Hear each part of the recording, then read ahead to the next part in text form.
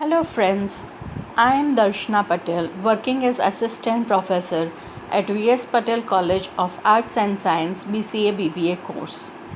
I am over here to teach operating system. This is the third video of my lecture series, and so if you have not watched part 1 and 2, then I request you to first watch part 1 and 2 of my lecture series. So today I am going to discuss about scheduling criteria that are used for choosing or selecting the scheduling algorithms. Also I am going to discuss about first come first serve scheduling algorithm and shortest job first scheduling algorithm with example. Scheduling criteria. CPU scheduling algorithm have different properties. So the choice of particular algorithm depends upon the situation. Now the criteria that are used for comparing CPU scheduling algorithms are: first, CPU utilization; second, throughput; third, turnaround time; fourth, waiting time; fifth, response time. So now let us look at each of these criteria in detail. First, CPU utilization. So what is CPU utilization?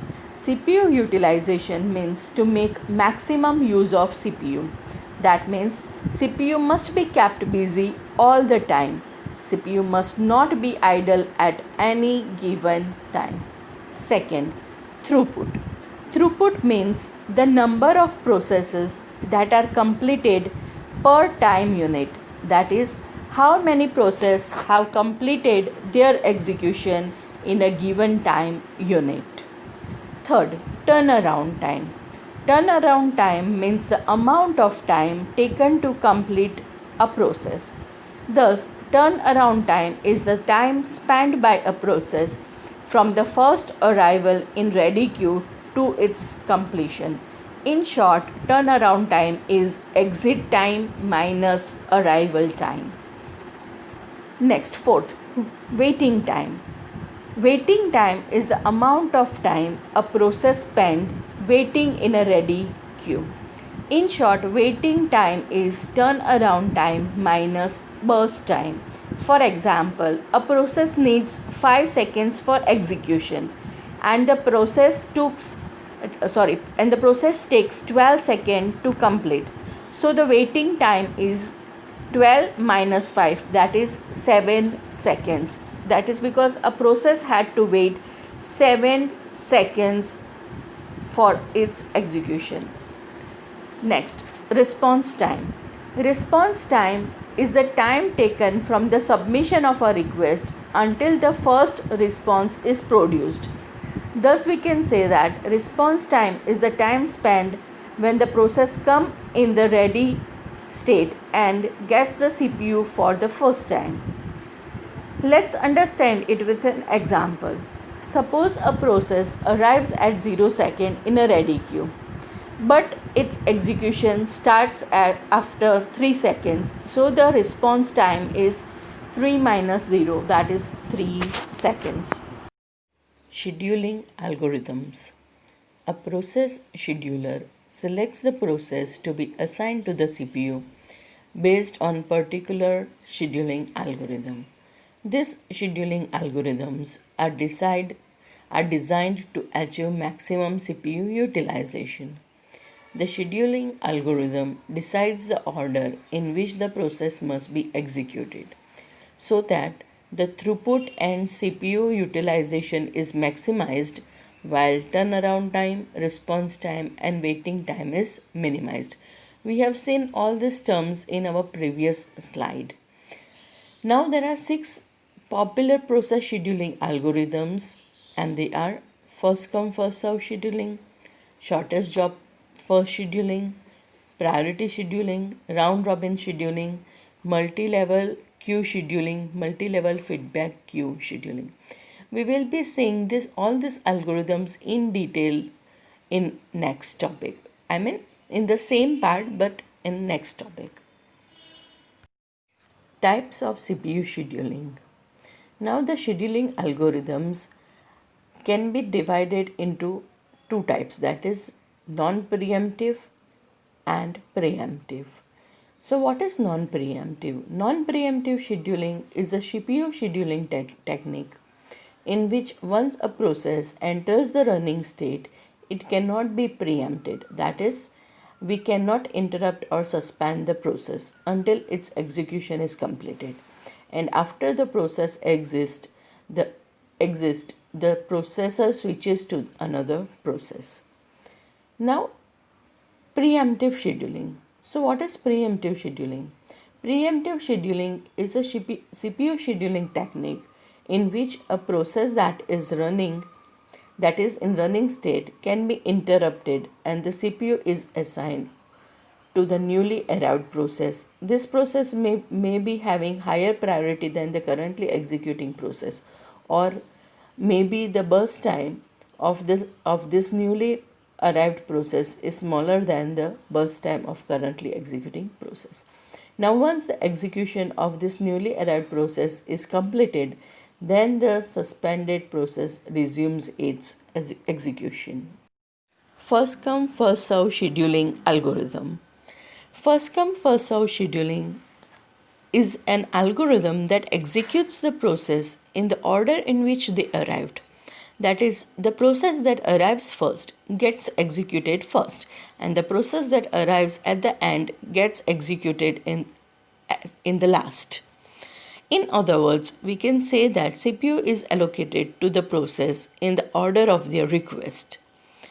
For first come first serve scheduling algorithm, there is only one queue maintained for all the process in the ready state, and this queue is managed on the first come first serve basis.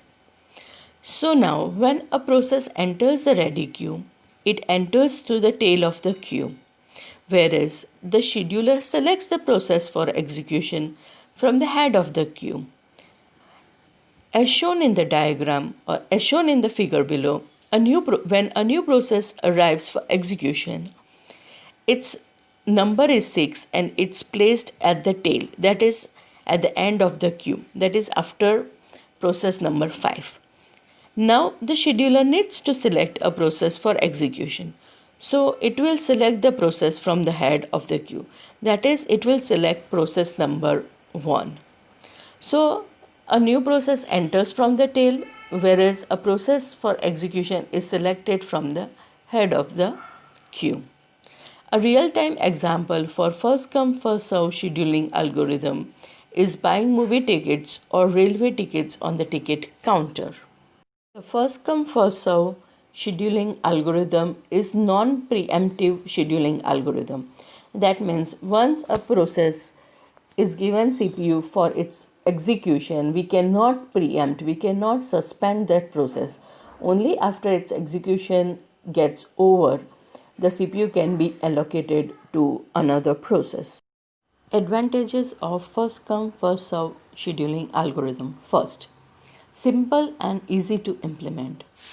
The first come first serve algorithm does not require complex logic. It puts the process request in a queue and executes process one by one from the queue. Hence, first come first serve scheduling algorithm is simple and easy to implement. Second, easy to understand. In our daily life, we implement or say we use these algorithms while buying movie tickets or railway tickets, etc. And so this algorithm can be easily understood as we are applying it in our daily life. Third, no starvation. In first come first serve scheduling algorithm, all the process gets executed in the order of their arrival, and so there is no chances for starvation as no process has to wait infinitely. Disadvantages of first come first serve scheduling algorithm. First come first serve scheduling is non-preemptive algorithm, which means the process priority does not matter. So if a process with least priority is being executed and all of a sudden some high priority process arrives, say for example interrupt to avoid system crash, the high priority process will have to wait, and hence in this case the system will crash just because of improper process scheduling. Second, shorter process at back have to wait long. This is because the first come first scheduling is non-preemptive scheduling. So shorter process which are at the back of the queue will have to wait for longer process at the front to finish. Third, non-ideal for time sharing. Now since first come first serve scheduling is non-preemptive scheduling algorithm, it is not suitable for time sharing system because in time sharing system switching from one process to another is important, while this cannot be handled using first come first serve because it does not allow switching of process. Last, average waiting time is high. Since it is easy to implement but it is poor in performance, the average waiting time is higher as compared to other scheduling algorithms. Now let us understand first come first serve using example. Now suppose there are three processes P1, P2 and P3 all arrive at same time, that is time equal to 0, and the order in which they arrive are P3, P1, P2, and the burst time, that is the time required to complete execution, is given in the table below. So now let us draw the Gantt chart for the processes P1, P2 and P3. So in our example, P3 arrives first. So at time 0, execution of P3 begins. It needs 1 second only. So after 1 second, the execution of P3 ends and the next process is P1. So execution of P1 begins. So now execution of P1 begins at 1 second and it needs 8 seconds to complete its execution. So 1 plus 8 is equal to 9. So the execution of P1 process ends after 9 seconds and the execution of P2 begins at 9 seconds and process P2 needs 4 seconds. So 9 plus 4 equal to 13. So the execution of P2 ends at 13 seconds as shown in the figure below. Now let us calculate turnaround time for each process. The formula to calculate turnaround time is turnaround time equal to completion time minus arrival time. So let us calculate turnaround time for P1. So the turnaround time for P1 is 9. How it came? The completion time for P1 is 9 and the arrival time for P1 is 0. So 9 minus 0 equal to 9. In the same way, turnaround time for P2 is 13. So the completion time for P2 is 13 and the arrival time for P2 is 0. So 13 minus 0 is equal to 13. In the same way, turnaround time for P3 is 1. So the completion time for P3 is 1 and the arrival time for P3 is 0. So 1 minus 0 equal to 1. Now let us calculate average turnaround time. Average turnaround time is equal to the sum of turnaround time of each processes divided by total number of processes. So the average turnaround time is equal to 9 plus 13 plus 1 divided by 3, which is equal to 23 divided by 3 and is equal to 7.66 approximately. Now let us calculate waiting time for each of the process. So the formula to calculate waiting time is waiting time equal to turnaround time minus burst time. So let us calculate waiting time for each of the processes. So the waiting time for P1 is 1. The turnaround time for P1 is 9 and the burst time for P1 is 8. So 9 minus 8 is equal to 1. The waiting time for P2 is 9. The turnaround time for P2 is 13 and the burst time is 4. So 13 minus 4 is equal to 9. And let us calculate waiting time for P3. The waiting time for P3 is 0. The turnaround time of P3 is 1 and the burst time of P3 is 1. So 1 minus 1 is equal to 0. Now let us calculate average waiting time. Average waiting time equal to waiting time of sum of waiting time of all the process divided by the number of process. So average waiting time equal to 1 plus 9 plus 0 divided by 3 is equal to 10 divided by 3 is equal to 3.33. Shortest job first scheduling. Shortest job first scheduling is an algorithm in which the process having the smallest burst time is selected for execution from the list of available processes in the ready queue. Thus, shortest job first is a scheduling algorithm where the processes are executed in the ascending order of their burst time. That is, the process having shortest burst time is executed first, and the process having the largest burst time is executed in the end. Thus, in first come first serve scheduling, the processes are selected according to their arrival time. However, in shortest job first scheduling algorithm, the processes are scheduled based on their burst time. Now, when the CPU is available, it is assigned to the process that has smallest CPU burst. However, if the CPU burst of two processes are same, in such a situation, first come first serve scheduling is used for selecting one process out of those two processes. The shortest job first significantly reduces average waiting time for other processes waiting for execution.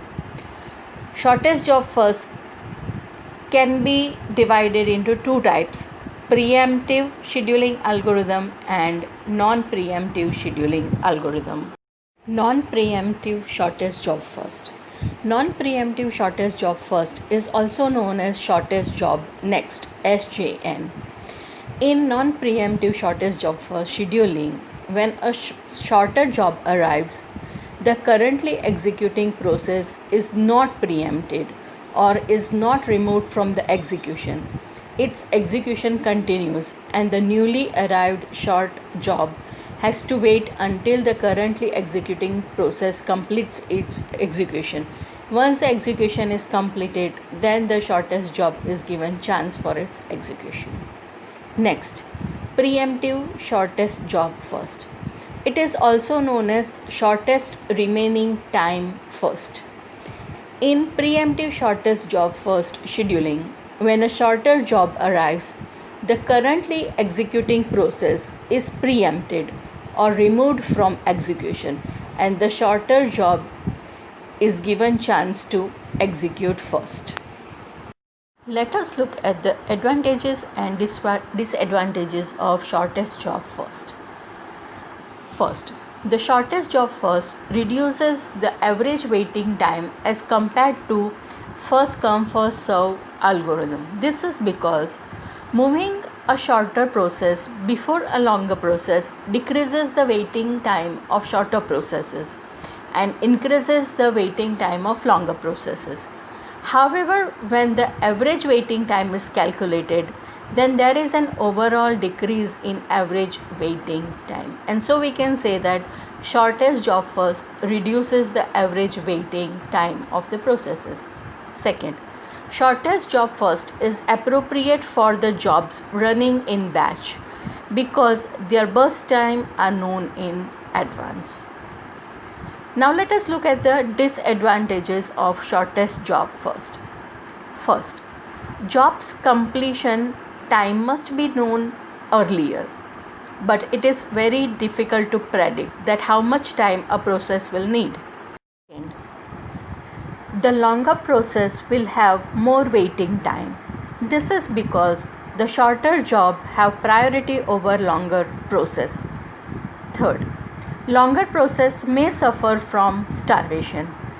So if shorter processes keeps on coming, then they will be executed first, and the longer processes will be kept waiting infinitely, which ultimately may lead to starvation.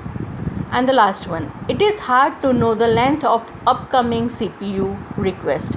That means we don't know in advance what will be the burst of the process coming next. Now let us understand shortest job first using example. Now suppose there are three processes P1, P2 and P3 all arrive at same time, that is time equal to 0, and the burst time, that is the time required to complete execution, is given in the table below. P1 needs 8 seconds, P2 needs 4 seconds and P3 needs 1 second. So now let us draw the Gantt chart for our processes. So in our example, P3 is the shortest job as its burst time is 1 second. So the execution of P3 begins. Now after 1 second the execution of P3 completes, and the next shortest job is P2 because its burst time is 4 seconds. So the execution of P2 begins at 1 second and it needs 4 seconds. So the execution of P2 ends at 5 seconds. And then after the execution of P1 begins. The execution of P1 begins at 5 seconds and it needs 8 seconds. So in total the execution of P1 ends at 13 seconds as shown in the figure below. Now let us calculate turnaround time for each of the process. So the formula for calculating turnaround time is turnaround time equal to completion time minus arrival time. So the completion time for process P1 is 13 and the arrival time of process P1 is 0. So 13 minus 0 is equal to 13. Therefore the turnaround time for P1 is 13. Same way the turnaround time for P2 is 5. The completion time for process P2 is 5 and the arrival time of process P2 is 0. So 5 minus 0 is equal to 5. Thus the turnaround time for P2 is 5. In the same way, the turnaround time for process P3 is 1. The completion time for process P3 is 1 and the arrival time for process P3 is 0. So 1 minus 0 is equal to 1. Now let us calculate average turnaround time. Average turnaround time is equal to 13 plus 5 plus 1 divided by 3, that is 19 divided by 3 is equal to 6.33. Now let us calculate waiting time for each of the process. The formula for calculating waiting time is waiting time equal to turnaround time minus burst time. So let us calculate waiting time for P1. The turnaround time for process P1 is 13 and the burst time for process P1 is 8. So 13 minus 8 is equal to 5. So the waiting time for process P1 is 5. Now let us calculate waiting time for process P2. The turnaround time for process P2 is 5 and the burst time for process P2 is 4. So 5 minus 4 is equal to 1. Therefore the waiting time for process P2 is 1. In the same way the waiting time for process P3 is 0. The turnaround time for process P3 is 1 and the burst time for process P3 is 1.